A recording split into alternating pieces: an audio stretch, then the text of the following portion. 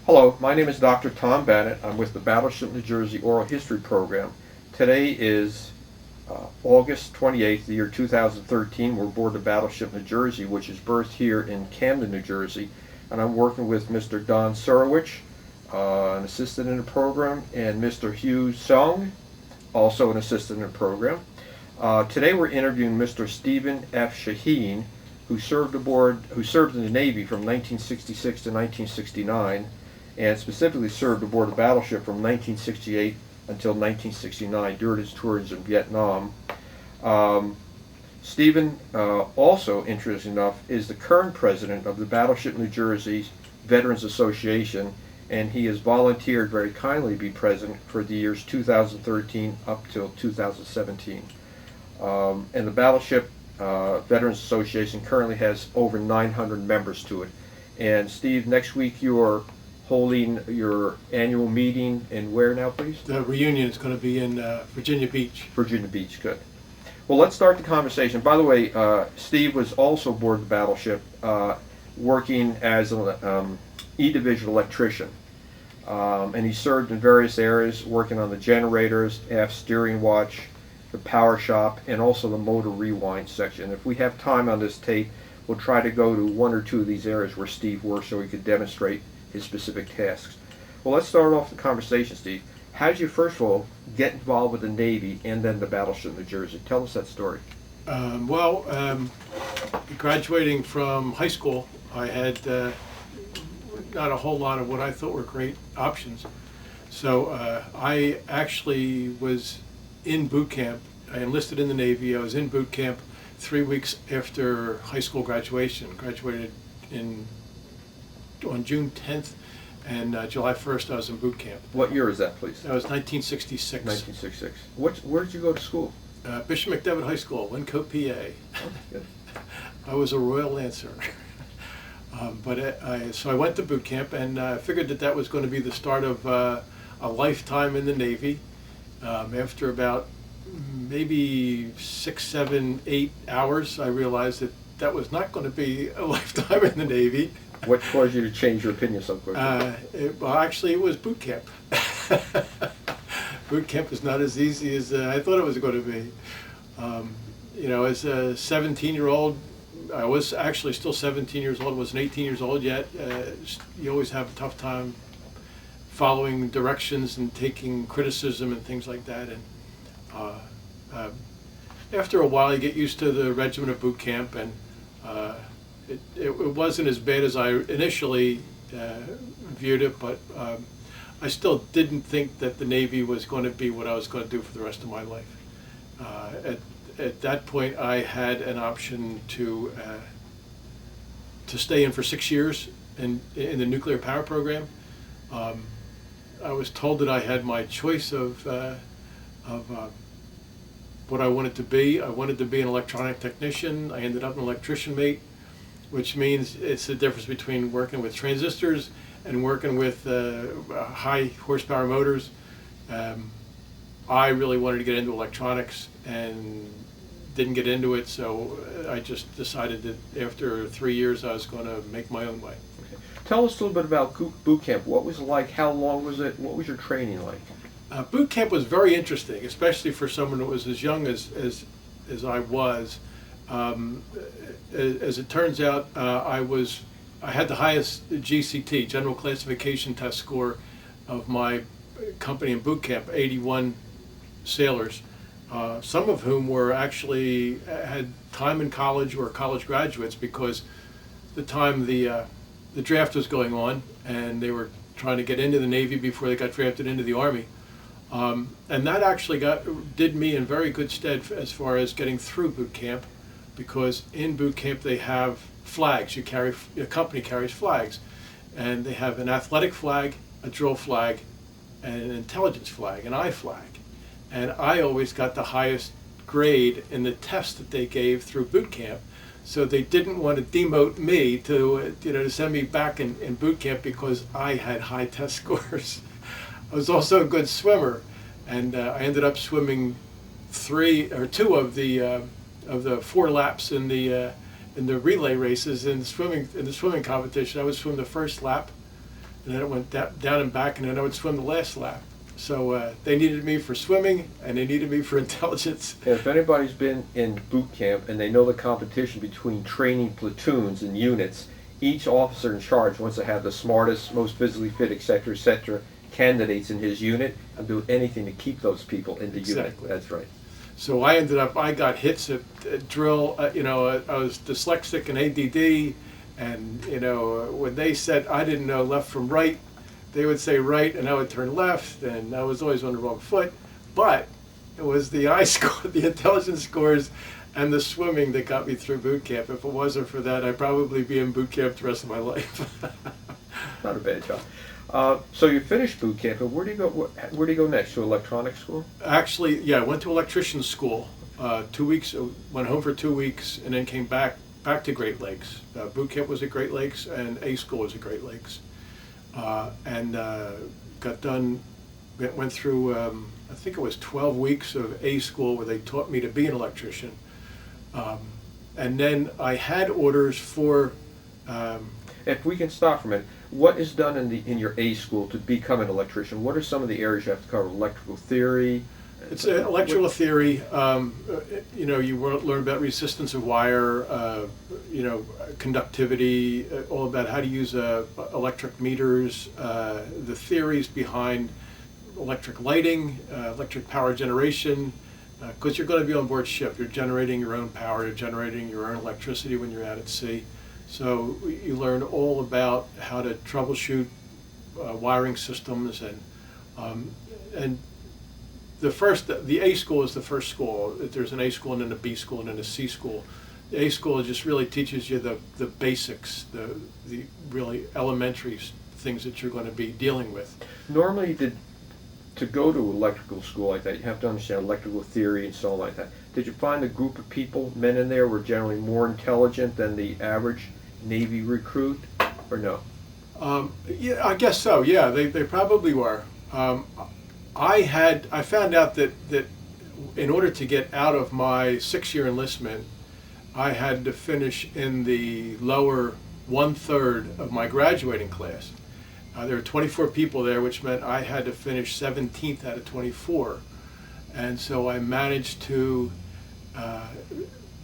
get the other students up to where they could get grades to get them to be 14, 15, and 16, so I could be 17, still get through the course and get out of nuclear power.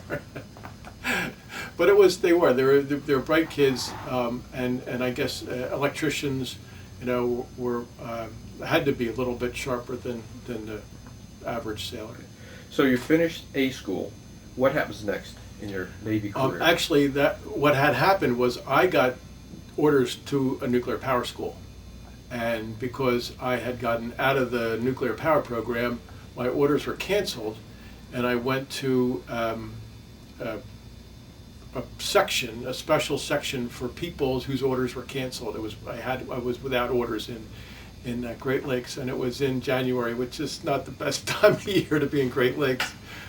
So I waited there for about 3 weeks until I got orders to Charleston, South Carolina, to what they called Minecraft Support Unit, where we did electrical repair on minesweepers in Charleston. They were based in Charleston. Were these minesweepers, were they wood or metal at this point? They're all wooden hull boats, and there was an awful lot of they would drag tails behind them, which were DC current, which were basically to set off mines electrically, magnetic mines, and we would repair the cables, and that's also where I learned motor rewind. They had a motor rewind shop at the Minecraft Support Unit. And how big were these minesweepers? They're all wood, right? They're all how wood. How big were they? Probably, I don't know, 120, 130 feet. They were small boats, crew of probably 24, 25 people. We really just dealt with the equipment that was coming off the boats. I actually was never on board one of them, but they had big reels in the back where they would wind these cables up, and they're pretty noticeable. If you see a minesweeper, you know that's a minesweeper. So after you're finished there, what happens next? When I was in Charleston, when I was at Minecraft Support Unit, it was shore duty, and they don't like to keep sailors on shore duty too long. That's prime duty, and so it was publicized that anybody that wanted to try to get on the New Jersey would put in for duty on the New Jersey should write a letter and so forth and so on. And so I got the recommendation of my executive officer and wrote a letter to the Navy and requested duty on the New Jersey. And it turned out that the New Jersey had a power shop and had a motor rewind shop, and so they needed someone that knew how to rewind motors. And that's how I got on the New Jersey, which was my next duty station. Were you happy about that? Being assigned to the only battleship afloat at the time in active duty? I was ecstatic. That was just great. The New Jersey was being outfitted in Philadelphia. So I basically went out to San Diego to pre-com school where they teach you firefighting again and all the, basically 2 more months of boot camp, and then sent me back to Philadelphia. So I was back in Philadelphia, I don't know, February, I guess. And the boat was still the ship was still in the yard, so there was no watches to serve on board the ship. And I was commuting from home. I was sleeping in my bed at home and coming to work on the ship during the day. So that was great. What condition did you find the ship in when you arrived? It was still in dry dock. What was it like? What'd you say? It was still in dry dock. An awful lot of what we were doing was on the base and not on the ship. We were in these little barracks boats that were like houseboats. That's where we were berthed, and we're waiting for the rest of the crew to come on, and waiting for us to be allowed on the ship. The ship was being prepared for us by the yard workers. They were putting in air conditioning systems, taking off the anti-aircraft guns, and doing updates in modernization since Korea. And it was we really didn't have a whole lot to do on board the ship. We would walk around the ship every once in a while, find out where we were going. We will be working, but it was still owned by the yard, and they really didn't appreciate us getting in the way. Get in the way. Yeah. Because I've run into some other people who were put to work chipping paint and something like that, and just being assistants to some of the yard workers, but maybe you got there too late for that to happen. Well, I guess we got there too late for that to happen, and there, electricians don't chip paint except on electrical equipment, and so there wasn't a whole lot of that for us to do. Since you worked on generators and also the motor rewind area, which is back in the shop area, what condition did you see the shop in at that point? Again, it was just an awful lot of it was still almost in storage. That was an area where you repair equipment, and so the yard workers were leaving that till the last. They wanted to get the propulsion unit, the engines and the boilers and things like that going, and so the areas like the repair shops, the machine shops and things like that were kind of left till last, and then they were just kind of cleaned up and given to us to get back in shape. And when was the ship ready to go out for its trials, and what happened during the trials?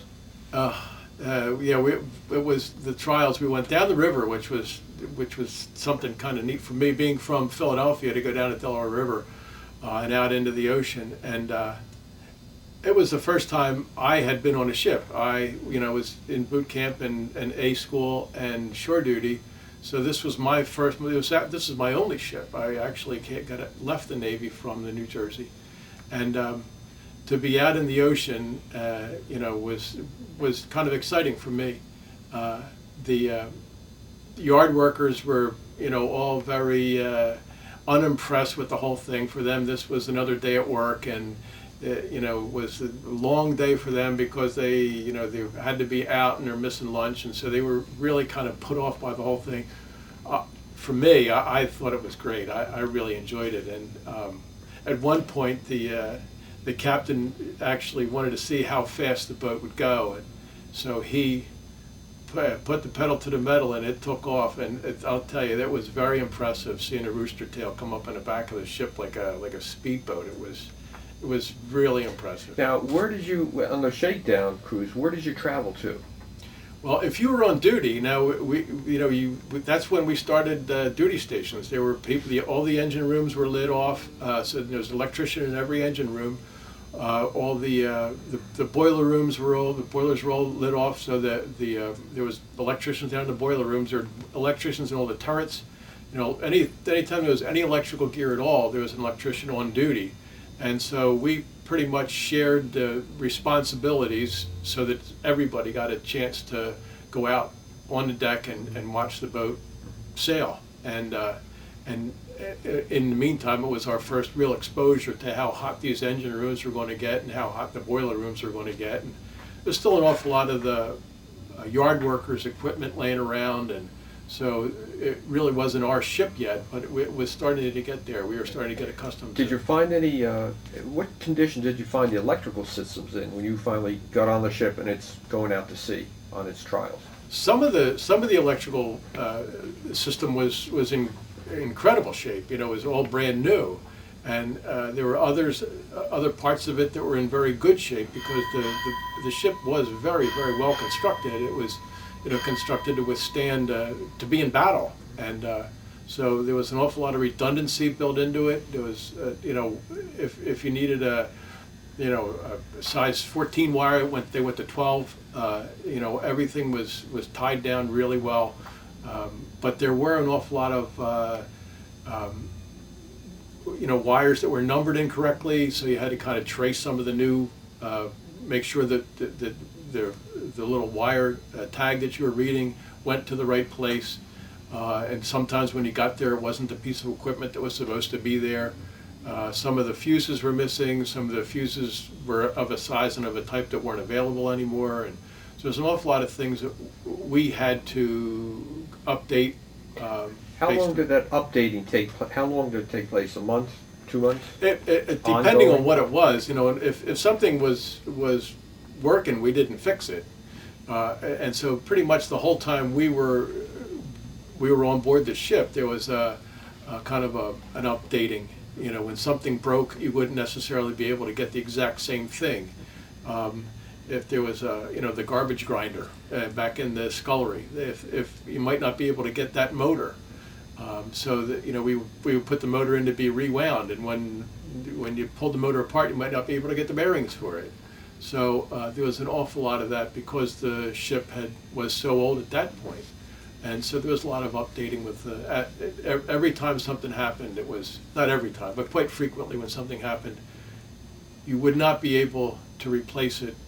So did you instantly. jury rig something and say with the scullery when there's no, motor parts to repair that motor? What would you do? Would Well, you just put another motor in there or try and fix something up? To we make would it work? put another motor in there.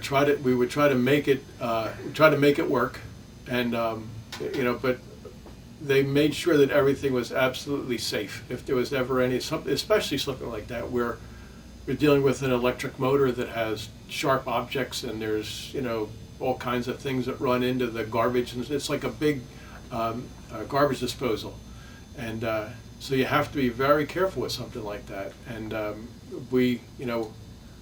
that's why you have electrical officers to make sure that all that goes. All I was a third class.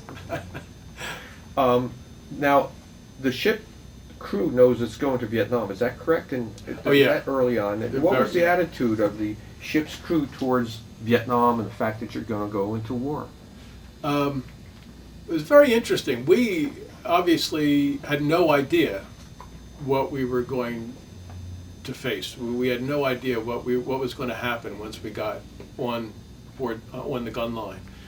There were people on board that had served on cruisers and destroyers and minesweepers and small craft in and around Vietnam during the war that had some experience being over there in the Navy. But the first time we were on the gun line, we went to general quarters because we really didn't know what was going to happen. And so we all just sat around waiting for something to happen, and nothing happened. So we did that for a couple of days, and then we just started setting Station Zebra and just closing hatches, making sure that the ship was safe while it was on the gun line. And then it got to the point where we realized that absolutely nothing was going to happen. So when we were firing forward, people were sunbathing aft, and then there would be an announcement that we're now shifting to turret 3. So would the sunbathers go forward? Tough life for the Navy, it It sounds like. really was. On a battleship especially. And that's a testament to Admiral Snyder too. I mean, everybody thought that this was going to be the dress boat of the fleet. That this was going to be uniform of the day, dress whites, off the coast of Vietnam, and this was, it was really going to be tough duty. Going to have to be ironed and starched and cleaned every day. Every day that you're out on the deck, and it was not like that at all. Admiral Snyder was just such a great captain. He just wanted everybody comfortable. As long as you get the job done, he was just great. Now I've heard, before we actually get to Vietnam, even though we're there now in a conversation, that one person jumped off the boat somewhere off of Hawaii. There's one man I've heard had some emotional issues, became very anti-war, didn't want to go, and unofficially he either fell off the boat or jumped off the boat purposely. Did you ever hear about that? I did hear about that. I don't know who it was, but I did hear about that. It was on the way to Hawaii, and we just, it was middle of the night, and next morning, suddenly we stopped. We're in the middle of the Pacific Ocean, and the ship stopped. Stopping a ship this big, I mean, it's not like putting on the brakes in your car. It takes a long time to stop this ship. And they, hung around for a while. We sailed in circles trying to find them, and never found anything. And so eventually we just gave up the search and proceeded on to Hawaii. That would be just listed as a man overboard for whatever reason. Yeah, I guess a man missing. So I mean, they were actually searching through the voids and through the, all the small spaces. We had an awful lot of areas that were unmanned. We had, because the ship had about half the crew that it had in World War II in Korea. We had no Marines. We had no anti-aircraft guns. So the crew on board was substantially reduced from what they had in World War II. It was about 1,400 men? About 1,400. I think it was about 2,800. 2,800. I believe so, when in wartime. Oh, in wartime, yes. 20, even above sometimes. And men sleeping in the car passageways, and it was so crowded. Again, they were concerned with losing men. I mean, when you get into sea battle, you get casualties. But they kind of figured that there wasn't going to be that situation for us, so the number of the crew was substantially reduced. Now, as you're going from the West Coast over to Vietnam, I know I've heard going out the Delaware River that there's some anti-war protesters. Now you're going to Vietnam is what, 1968? 68. 68, yeah. And the war is now becoming quote unpopular at that point. Were there some war protests along the Delaware River, at Long Beach, or anywhere along the line that you ran into or were aware of? I heard that there were.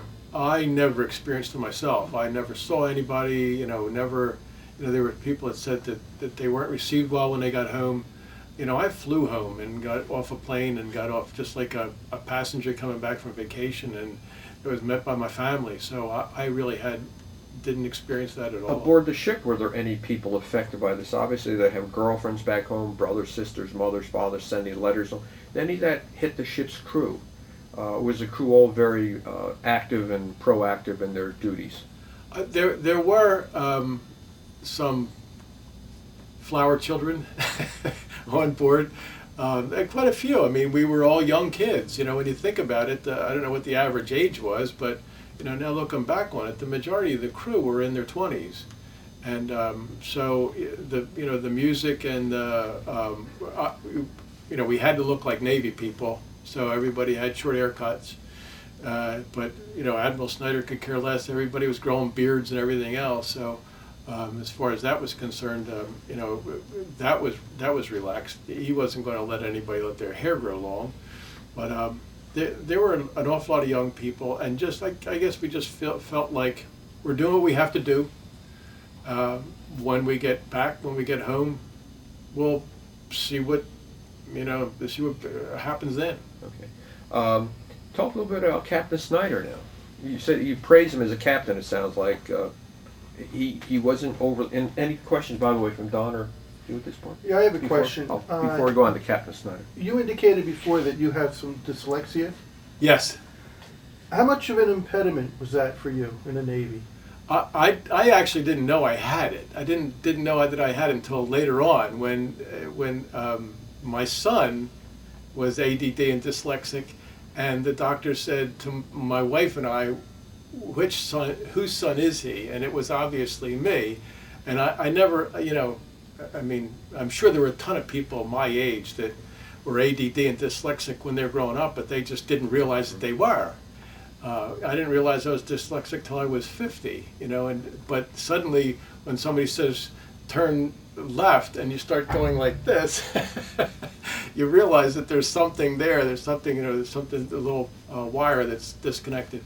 But, I don't know that it hindered me at all. You just overcome it, you just kind of think it through again and make sure, write things down, make sure that you have the proper sequence of numbers and things like that. Okay, let's go on then to Captain Snyder. You're praising him as a captain. Why? Besides, he was fairly lenient as far as dress on the ship goes. It sounds like I've heard that from other people too. You didn't have to wear your white cover when you're on deck for fear of it blowing away and you're missing a cover. But why do you like him? Well, I liked him when we were on board the ship, and I guess I didn't know. He's the only captain I ever had. So I didn't know how good we had it until, talking to other people and finding out how tough other captains can be with regards to rules and regulations. And then later on, in my work with the Veterans Association, Captain Snyder actually came to a couple of our reunions. And, he would come to we would break down into different divisions. And for whatever reason, E Division, we're very strong in the Veterans Association. We always have one of the biggest turnouts at the reunions. So we would have a party somewhere at the reunion at a restaurant and invite Admiral Snyder, and he and his wife would come and join in the fun. And he was funny. He said, I heard about these E Division parties in the Philippines, and I should have joined in back then. I'm glad I got the opportunity to take advantage now. But he really was a very nice guy, very easy to talk to, and understood the work command, the plights of the enlisted man. Now, I've heard that he didn't have to sleep very much. He had his master's degree from MIT, and very intelligent man. And since he didn't sleep much and he was very intelligent, he once told me he prided himself on knowing the job of everybody on the ship. Do you think that's an accurate self-description? I would say so. He walked around the ship quite often too, and you would see him walking around the ship, and you would be coming back from a watch at 2:00 in the morning, and going down a passageway, and there's Admiral Snyder coming the other way, and it's like, wait a minute, I got to make sure that I'm in the, and he's no, don't worry about that. How you doing? He was very, very laid back, very easy to get along with, and I'm sure he did know everybody's job. Now, he had the famous swimming pool aboard the ship. Could you tell us about that? I think that it was very novel, very unique, but I think it was a little overblown. I don't know how often he used those swimming pools, but the tubs, the old anti-aircraft gun tubs, were still, a couple of them were still on board. From the 40 millimeter guns. 40 millimeter guns were still on board. Some of them had been cut off, but there were a couple of them that were still on board, and they were starting to get to be where people would store things in them, and he didn't want that because that's gear afloat is what they call it in the Navy. You like to have everything tied down, everything secured. So he was thinking about what he could do with these tubs to get rid of all the equipment that seemed to be ending up in them. So he had them painted baby blue, and he filled them full of water, and he had got a nice little raft, and it was floating around on the raft. I don't know how often he used the pools, but I know that he was at least once. How did the guys react to that? I thought it was great. They liked it. They thought it was great. They just, it's, you can imagine, now here's a guy comes out on the deck in his bathing suit. the captain of the ship goes down on the deck in his bathing suit, hops in the swimming pool and floats around for a while. It was just great. How did the officers react to Cap? Now, the enlisted men, it sounds like, liked him a lot. How about the officers, junior officers, senior officers, from what you could sense while you were aboard the ship and then later, since you've been involved in the association so much?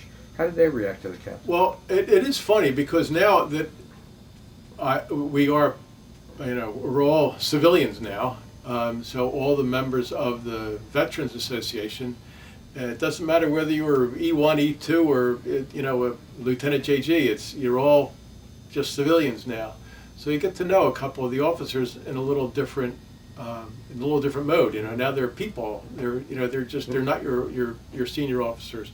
And they all liked him as well, and I think it was just kind of the relaxed attitude that he brought, and the respect that he showed for other people. Now, this relaxed attitude, the job still get done. Oh, absolutely. Yeah, that was it. As long as the job got done. If you had a problem getting your job done, now you've got a problem with Admiral Snyder. One other point turns up as we're almost to Vietnam. I heard that there was a certain young lady taken aboard the ship somewhere in California, Long Beach, and she sort of worked her way across the Pacific and was put off in Hawaii. Is that true? Or do you want to let that out for public consumption or not? I'll let somebody else verify that. Not that you might have been involved, but what you heard. Scuttlebutt. I heard that did happen. I even have a picture in my mind of what she looked like. But I'm not going to say that it ever. I'm not going to say that it happened. But there was a young lady aboard the ship then who stayed on the ship till it went by Hawaii. You stopped in Hawaii. Stopped in Hawaii. And that's when the young lady got off the ship. Was asked to leave. That's my understanding. And she was probably quite a bit wealthier, I understand, what I've been told. As I would imagine, sure. Okay. All right. Well, we won't get into that since this is a family TV station here. Okay. Once you get, by the way, the ship did stop in Long Beach, correct? And yes. I believe you had a lot of visitors coming aboard. Yes. Was there any and I'm asking this as a historian, was there any anti-war protesters that tried to come aboard at Long Beach, do you recall? Not that I recall. Again, there may have been, but not that I recall. And I may just be blocking that out of my memory, but I don't remember. The only time I ever remember protests was when we were pulling into, it was either Yokosuka or Sasebo, and there was protesters out in boats protesting a nuclear powered ship coming into the port, and obviously we weren't nuclear powered. So they had it totally wrong. But that was the only protesters that I remember at all. Now, you talked to us about life on the gun line. Did it get tiring for the crew? When you're out there for 30, 40 days straight, you're working constantly. And then you went back to Japan for rest, is that correct? But we what went about back, life on a gun line? Was it tiring for the crew? Did they burn out after a while? I don't think we were ever on the gun line all that long. I mean, we were back in port either in the Philippines or in Japan. We also went to Thailand, went to Singapore. I don't believe we were ever out on a gun line more than 6 weeks. Okay, that sounds 30 days, 40 days, sure. Yeah, and it did get old, but I mean, there's always something to look forward to. And being an electrician, I think, made it easier. The job that we did, I hate to say it, but the job that we did wasn't all that difficult. It wasn't like, we're lifting things all day long. I mean, there were jobs that we did that were a little tiring, but most of it was, it was good, just good work, and it wasn't too much. How would you describe your average day on the ship from the time when you wake up until you go to sleep at night? Whenever you go to sleep.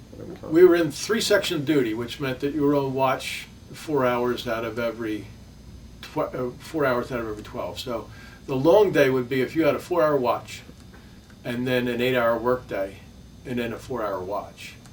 But that very rarely happened. Normally, that 4-hour watch took part of your work day.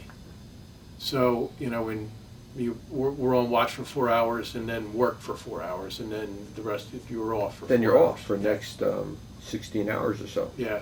So nobody harass you, or you have to clean your areas or anything like that? Oh, you keep the area around your bunk clean and things like that. But there was plenty to do. There were, again, we were in it's a tropical atmosphere.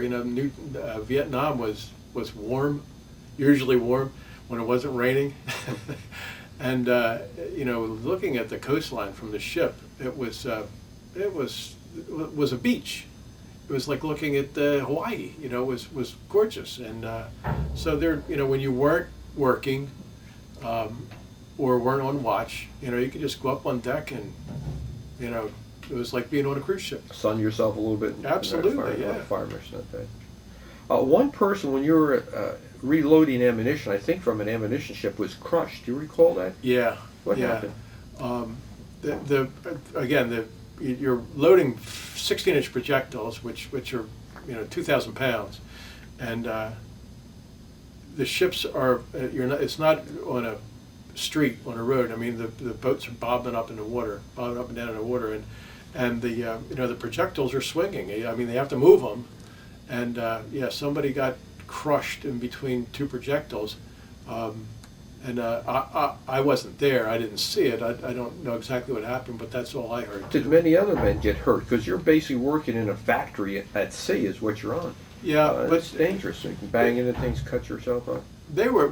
Safety was they were always concerned with safety on board the ship, and safety was primary. And I don't remember people ever really being in harm's way.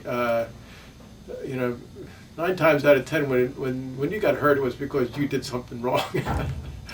But it was all pretty good. It was good work. And now, when you're on the gun line, do you recall what the attitude of the crew was towards people you're shooting at?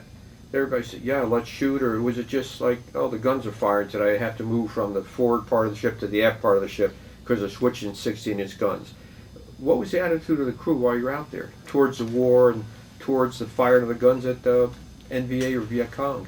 Well, it was different. When we started out, obviously we were concerned. Like we went to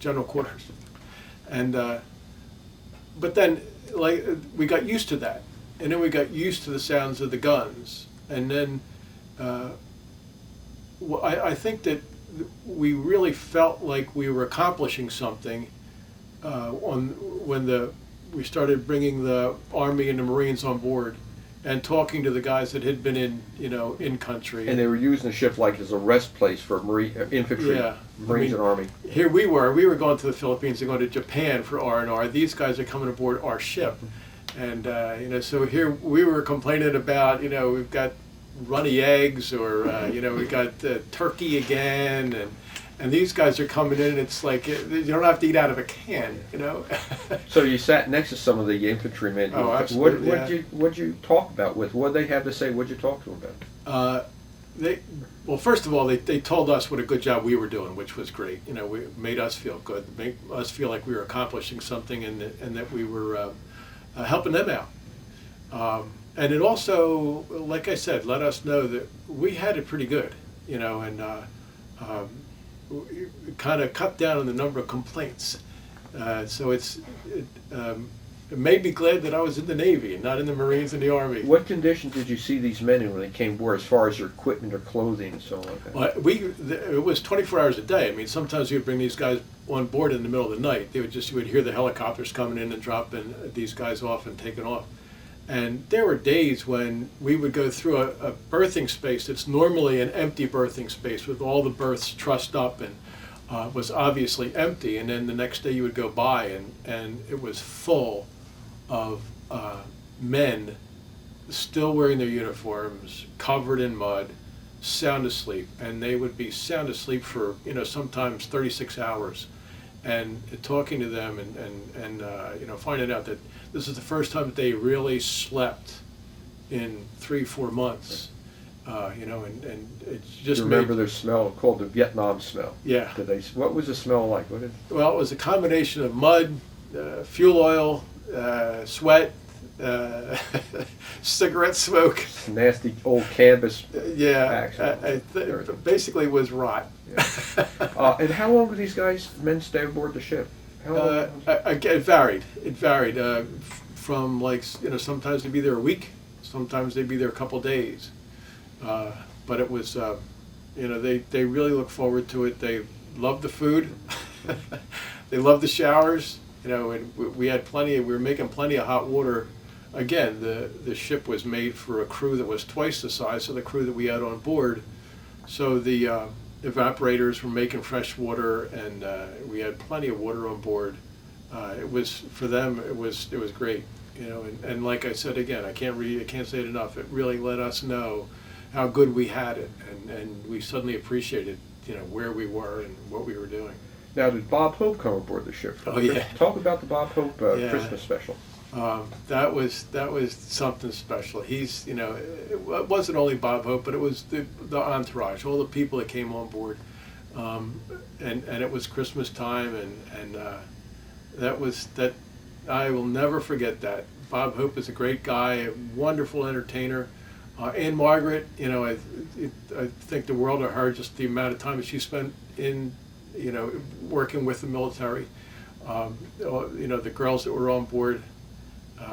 It was great. You know, the entertainment just made everybody feel like, you know, the people back home still remembered us, and you know, I think it was good for them too to come out and give back, and it was neat. It was Did you special. see his actual show? Were you Oh close yeah, to it? yeah. No, I was up on the bow with the, you know, hundreds of thousands of others. Now, what happens? He obviously comes aboard aircraft carriers and battleships. What happens to the guys on destroyers? They can't come aboard. Do they pipe it over, or they just say, "Well, that's the way it goes when you're on a destroyer"? Well, I believe that, I know that the show was recorded because I've seen recordings of the show, so I would imagine that it was broadcast over Navy Network, and you could probably pick it up on the closed circuit TVs that were around the South Pacific. Sure. Now, is there anything so far that we should have asked about that we haven't in a conversation that you think is really important to tell us?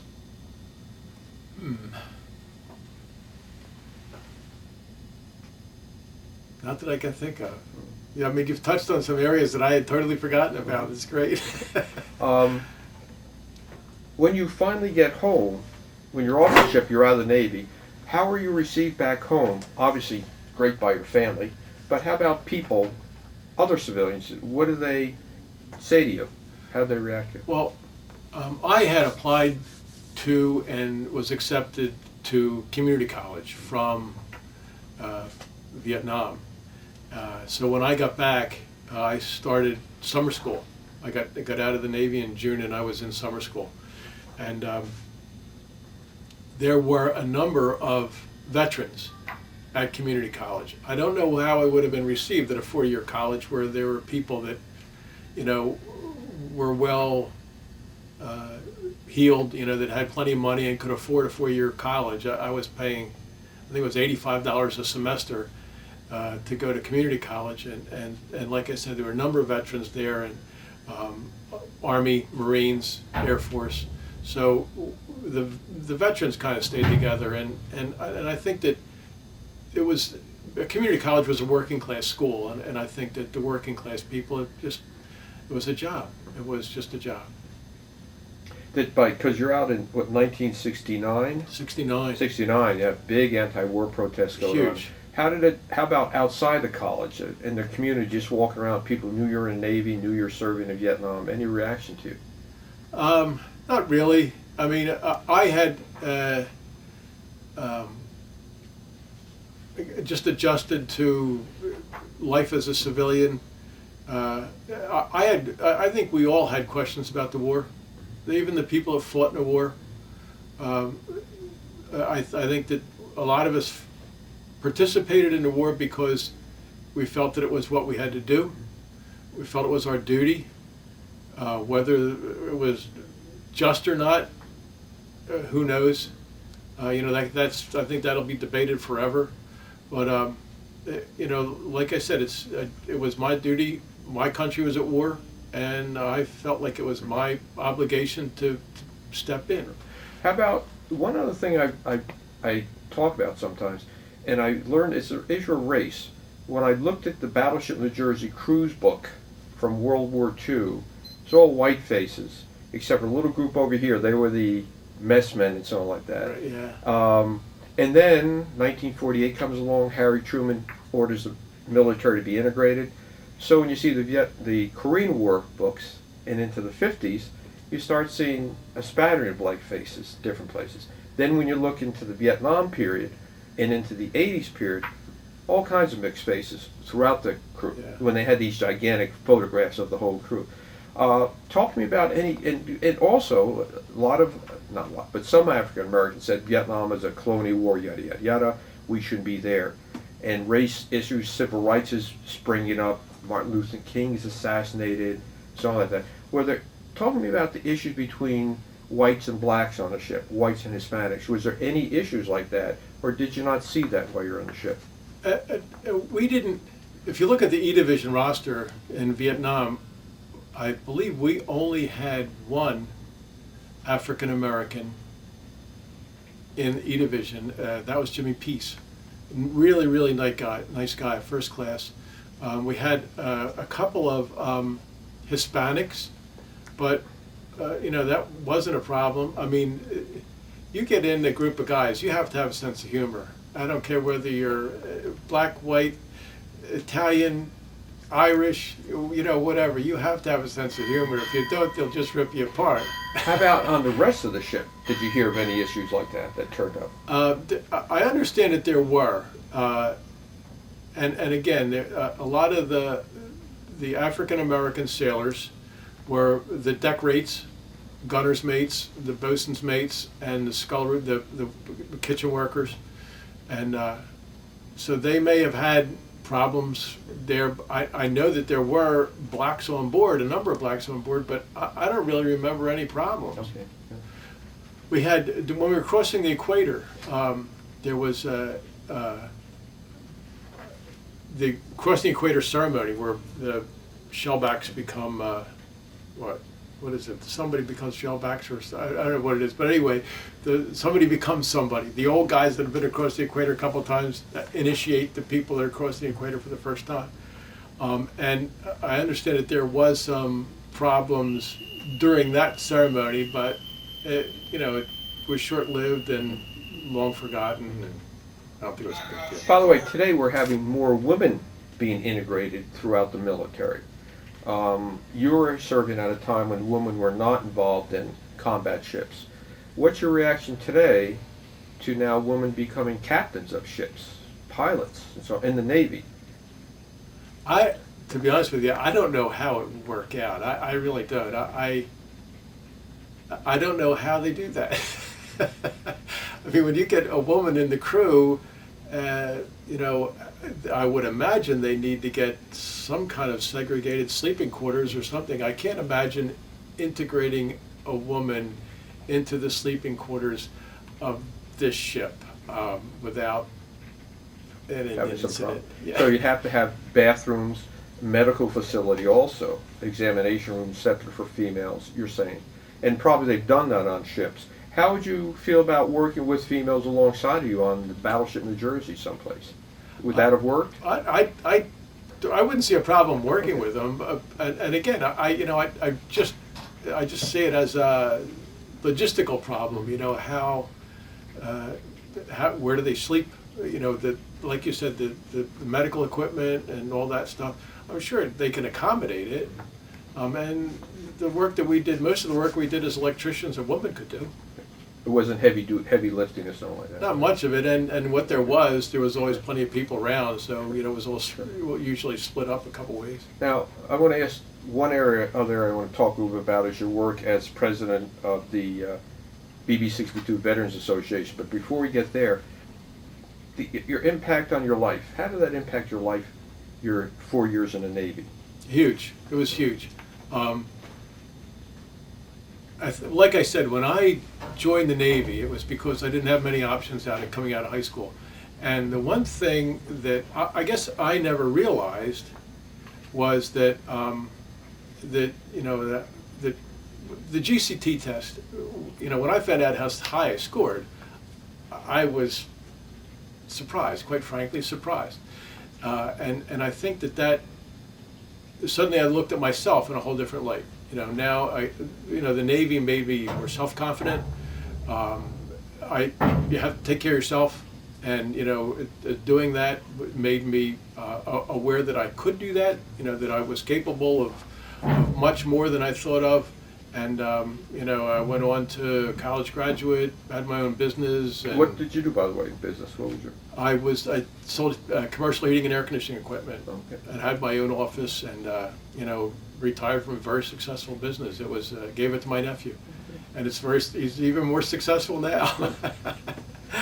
Now, interesting enough, Don Sarowich, one of our associates here, is a high school teacher, and he has a lot of kids he talks to about the military. He brings in recruiters just to talk to them.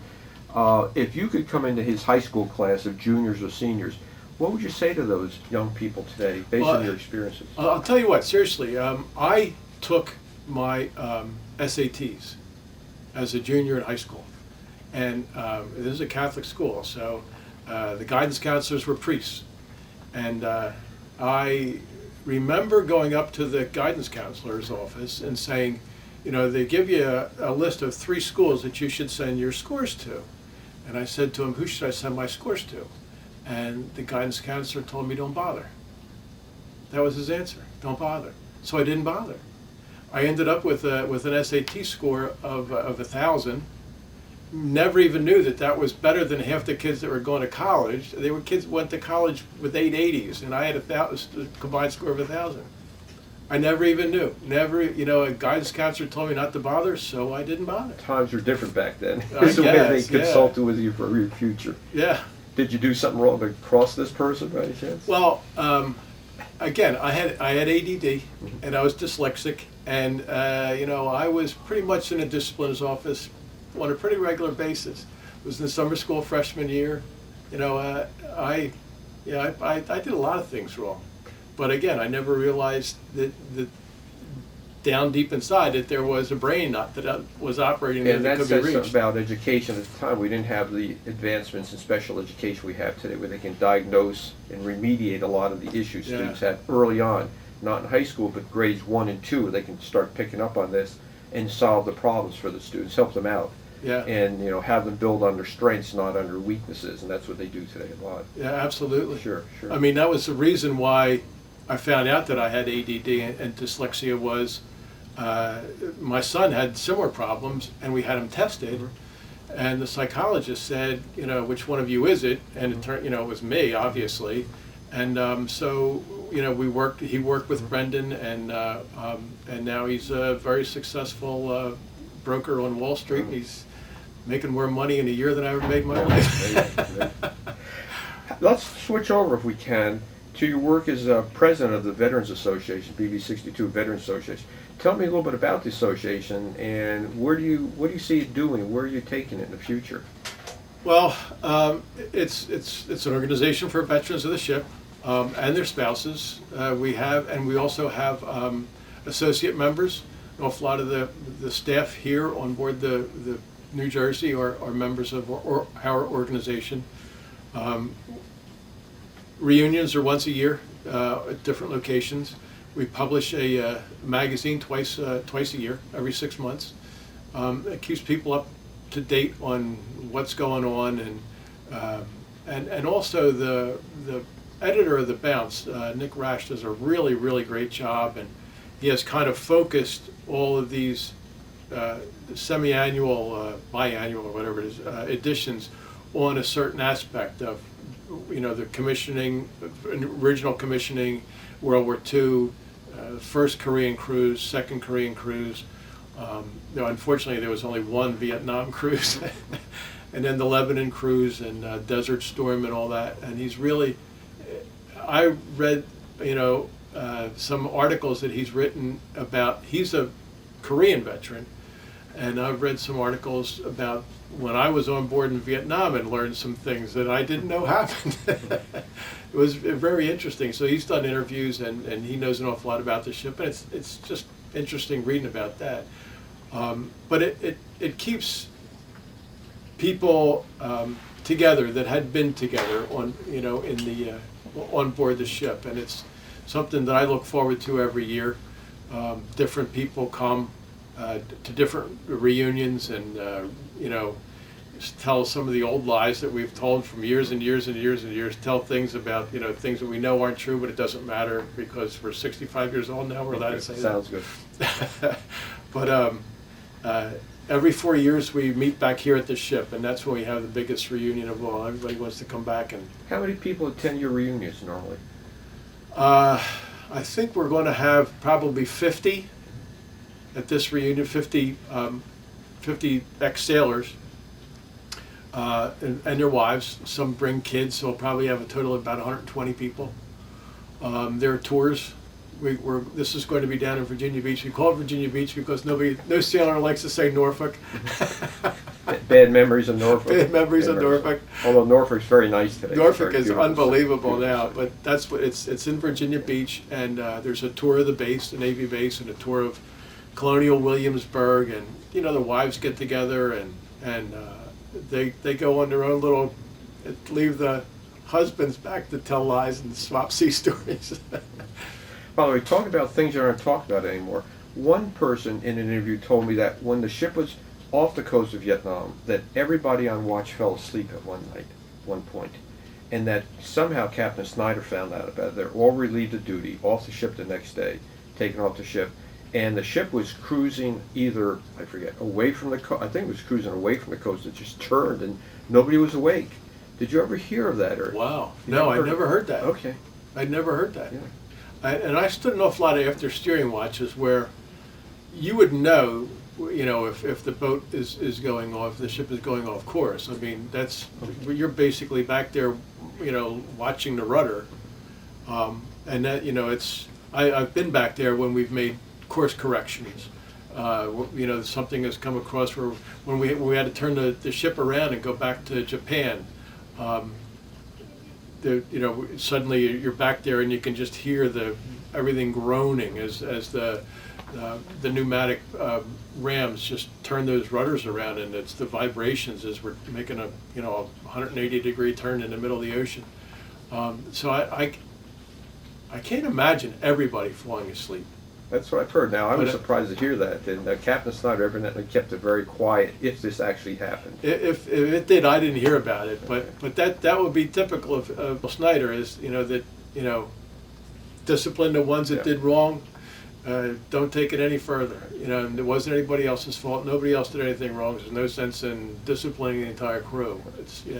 Now, my camera, Steve, is telling me that we're out of time, so I have to wrap up this part of the interview. Okay. So let me just wrap up. So today is August 28th, year 2013. My name is Dr. Tom Bennett, and I'm interviewing Mr. Stephen Sheehan. Sheehan, who was in the Navy from 1966 to 69 and served aboard the battleship New Jersey during 1968 to 1969, shortly before it went to Bremerton for decommissioning.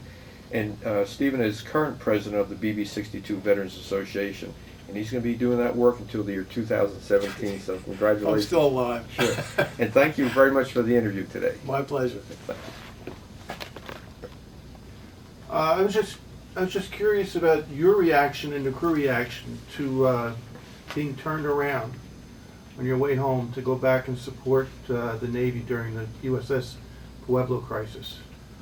We were turned around in the middle of the night and got up the next morning, and everybody thought we were on our way back home back to Long Beach, and we weren't. Everybody just looked at it as a giant distraction. People were looking forward to wives and children. I was looking forward to getting off the ship and starting college. So it was just a diversion. As far as politically or anything else, nobody really had. I don't remember any. I actually don't even think we knew why we were turned around. We just knew that there was something going on, and we were going up to find out what it was. Thank you. Sure. Thank you. Again, and we're still working with Steve Sheehan. Sheehan, I would get that correct. No problem. Steve Sheehan, who's going to demonstrate in this part of the video his work in the wire shop aboard the battleship New Jersey. Steve, take it away. This is the power shop. In the power shop was motor rewind, but it was also an awful lot of where motors were fixed. They didn't necessarily all have to be rewound. Some of them just needed new bearings, or there was the leads were broken or something like that, just cleaned up, may have been underwater. But this is the power shop, and we did an awful lot of the power correction in here. Motors would come in sometimes on the I-beams, and they would come in here, over here to this table where they would be disassembled. We got the motors over here. We would take off the end bells, which usually had the bearings in it, take the armature out, which was the piece in the middle that spins, and all that we were left with was the stator, the bulk, the round part of the motor. We would take the round part of the motor like this over here and put it in the burnout oven, where we burn out all of the existing varnish. Once the varnish was burned out, then the coils could be cut from out of the middle of the stator. This is a coil cutter over here. But hold on to this, and pneumatically, this little clamp would come down and cut one end of the coils in the stator of the motor. Once the one end was taken off, you've got a loop. Now you have a C. So once the loop is made into a C, you can pull the remaining bit of wire out of the stator in the motor.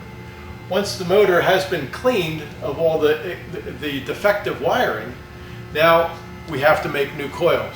So you come over here to the coil machine, and you would set the coils based on the size of the machine, size of the motor that you're making, and the wire gauge, the number of wires, in the loop, and then you would make your loops, your coil loops here on this machine.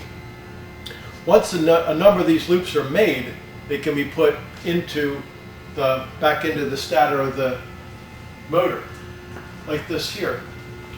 Here we have a stator with part of the wires put into it. Put in a little insulating paper, and now you start to assemble these into the stator. Depending on the type of motor you have, whether it's an AC motor or a DC motor, the type of how many horsepower the motor is, what phase the motor is, whether it's capacitor start or whatever, that's going to dictate how the coils are assembled into the stator. Once the stator has been rebuilt, rewired, you put it into the varnish tank, which is right over here. If it's big enough, the motor can be hung off of a chain fall and lifted up and down. But this, if you open this up, this is basically a tank full of varnish. You dip it in there so that there's varnish that goes into absolutely every part of the stator. And then after the excess varnish has been dripped off, it goes into the oven over here. This is the oven where you bake the varnish dry. So it's basically a baked on finish. After that's been done, the inside of the stator has to be cleaned because you've got varnish off of one of the internal surfaces where the armature is going to be rotating around. So that basically take off that amount of varnish, and then you assemble the armature, put new bearings in it, put the end bells back on, and you've got a rebuilt motor. And if you're lucky, it runs. And if it doesn't, you do it again? If it doesn't, yeah, if you've gotten a ground into it, you have to do it again. You have to start from the scratch and pull out all the coils. Needless to say, your superiors are not real thrilled with the fact that you have to do it over again. How many out of 10 motor rebuilds, how many would that happen to? One out of 100? Well, one out hopefully you would get to a point where it never happened. Okay. But in the beginning, when you're starting out and you're starting to force things, you don't realize that you can't push things where they're not supposed to go. You kind of cause problems, cause grounds in the motor, and basically have to do it all over again. But once you learn that, get the hang of things, and learn to take your time, it's pretty much from then on you're golden. You find maybe 1 in 100 that grounds out. Good. Thank you. Now we're back with Steve again aboard the ship, and he's going to be explaining his work and duties in the aft steering compartment. We can't get down to it right now because it's locked and the maintenance people are gone for the day. So Steve, explain to us your duties in aft steering. What was it? What did you do? This is the entrance to after steering. After steering is actually where the pneumatic controls for the rudders were.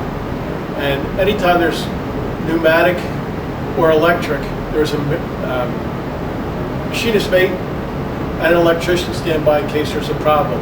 We also stood watch down there with a quartermaster. In case there was something happened to the bridge and they couldn't steer the ship from up above, we could actually steer the ship down here. There were controls in either after steering station. There was two of them, port and starboard, and so again it was all redundant. We could steer the ship from forward, we could steer the ship from CIC, and you could steer the ship from after steering. Anytime the ship made a move, you could see the two pistons, the two pneumatic pistons moving back and forth, and the electric motors that pumped the pneumatic fluid between those pistons to make those rudders turn is what I was in control over. Never had any problems down there, but I still had to stay and watch over them. Was it boring duty down there? Normally quiet, you could fall asleep on duty? Normally, you were down there with a quartermaster, and the quartermasters were a little different. So they kind of kept everything, kept the conversation lively. So it was between a machinist mate, an electrician, and a quartermaster. There was usually pretty good conversation. And it wasn't very busy duty then, it sounds like. It wasn't very busy duty at all. Now the shaft, does the shaft go through there or no? No. You don't see That's the shaft shafts alley. are much farther below that. I That's know you shaft may not alley. be aware of this. Did you ever hear of people riding the shaft? Oh yeah. Did you ride the shaft? No. Tell me, what is riding the shaft for the future listeners to the Well, state? when you're first leaving port and the shaft starts to turn, it really is amazing, because you don't realize that this gigantic, round, what looks like an air conditioning duct is the shaft of the ship. And when the engines are put into gear and the shafts start to turn, suddenly you see this enormous pole, horizontal pole start to rotate, and there are people that used to get on there until it started moving. When it starts moving, it's moving at a pretty good rate of speed. You don't want to be anywhere near it at that point. I interviewed one man who used to play tricks on new men in Shaft Alley. They would let him ride the shaft and see how they do it. And as the ship was coming out of the harbor, all of a sudden it would start to accelerate. This one young man was thrown off the shaft. I'm sure. Ran into the bulkheads. I'm sure. That's riding the shaft.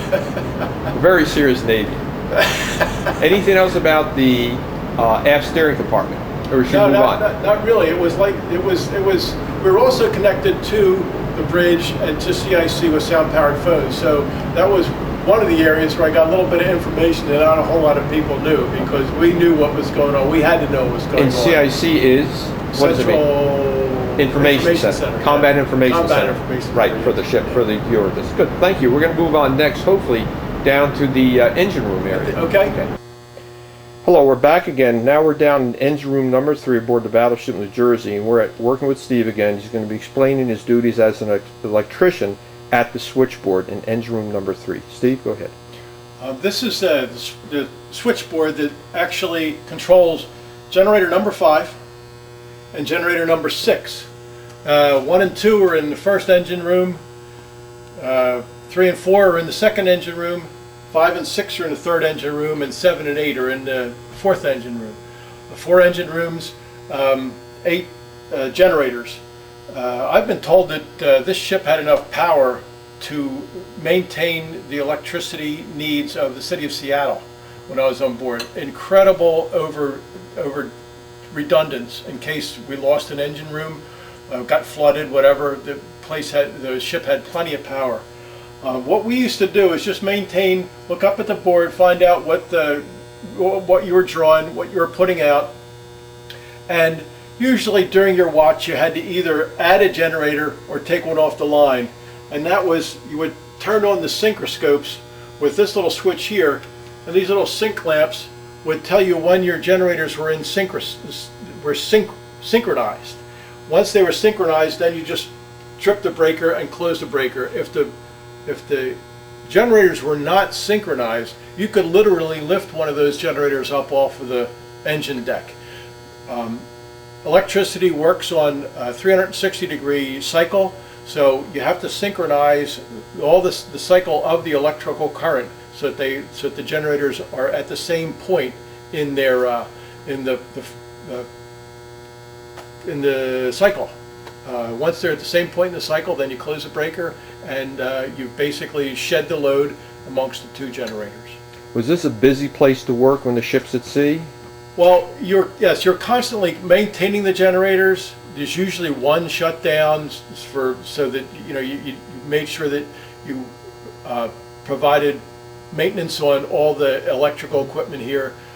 We also took care of all the electrical equipment in this engine room. There are pumps and fans and everything else to ensure the comfort of the people down here. I mean, the engine room's got extremely hot, and right here there's a fan that comes in, the air comes in, and so you would generally find the person that was standing at the switchboard would usually be right back here where the fan basically hit him on the top of the head. Was that air conditioner or just it was recircle? just air, just So outside air that would come in. if you're off the coast of Vietnam, It's hot, humid air coming in on It's you. 100 degrees out there, but the engine rooms are probably about 150, so 100-degree air feels nice and cool. And men working in the engine room normally didn't have weight problems, I'd assume. No. Young guys with no weight problem. No problem. Was this considered a good duty to have, working at the electrical panel in the engine room, or no? This was probably the toughest job for an electrician because it was hot. We had lighting watches, power watches, so that if the power watch took care of any motors that went out, in the power shop, any fuses that were blown, the lighting department took care of any lights that went out. But this is where the power was generated, and this was probably the toughest watch to stand because of the heat. Good. Anything else to tell us about the panel?